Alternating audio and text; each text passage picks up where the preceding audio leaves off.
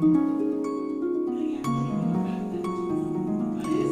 কালকে ছিল শিবরাত্রি, তো আজকে হচ্ছে তারপরের দিনে এই যে সকালে এই যে গিমে শাক, এটা কিন্তু সবাই চিনে কিনা জানি না, এটা হচ্ছে গিমে শাক। তো এটা কিন্তু খেতে বেশ ভালো লাগে, আলু দিয়ে সর্ষে দিয়ে, একটু তেতো লাগে। আর এই যে সকালে ঘর দুয়ার সব পরিষ্কার পরিচ্ছন্ন হয়ে গেছে, মেয়েও বসে গেছে ক্লাস করতে, পুজোটাও হয়ে গেছে, আজকে বৃহস্পতিবার। তো সকাল সকাল পুজোটা করে নিয়েছি, কালকে তো শিবরাত্রি ছিল, উপোস করেছিলাম, ওই জন্য তার সকালেই আজকে চান টান করে পুজো করে নিয়েছি। তো সকাল সকাল পুজোটা হয়ে গেল। আর চলো দেখো গ্রীষ্মের যে হাওয়া পড়েছে, দেখো সব ফুলগুলো কিন্তু একদম কীরকম হয়ে গেছে আর মোড়া মোড়া হয়ে গেছে। আর এই যে কাপড় বাইরেরও এখানে সব দেখো কি সুন্দর ওয়েদার। আর এই শাকটা না বাছতে একটু সময় লাগে, তো দেখো বাছছি।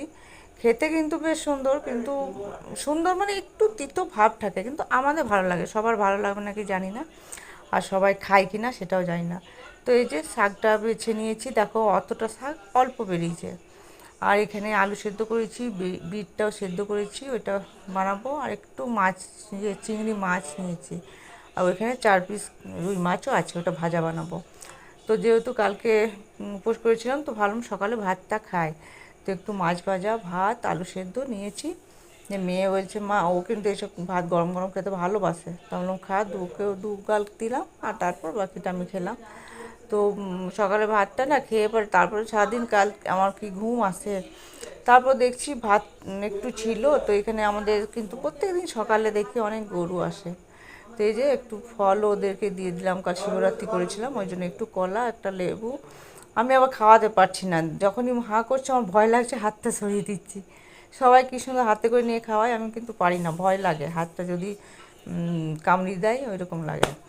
তো চলো, তারপরে এবার সকাল সকাল তারপরে রান্নাটাও তো হয়ে গেছিলো, প্রায় মাছটাই বাকি ছিল। তো এটা মাছটা বাকি ছিল। তো মিক্সিতে আজকে কারেন্ট ছিল না, সকাল থেকে অনেকক্ষণ অপেক্ষা করলাম, অপেক্ষা করার পর দেখছি কারেন্ট আসছেই না। তখন এই যে এটাতে, এটা তো ভালো পিষা যায়, কিন্তু একটু দানা দানা থাকে, মিক্সিতে যেমন একদম পুরো পেস্ট হয়ে যায়, এটাতে তো পুরো পেস্ট হয় না। তো তাহলেও আর অনেক বেলা হয়ে গিয়েছিলো, আর আমি ভাবছি না, এত বেলা হয়ে যাচ্ছে, লাস্টে রান্না করতে ইচ্ছা করবে না।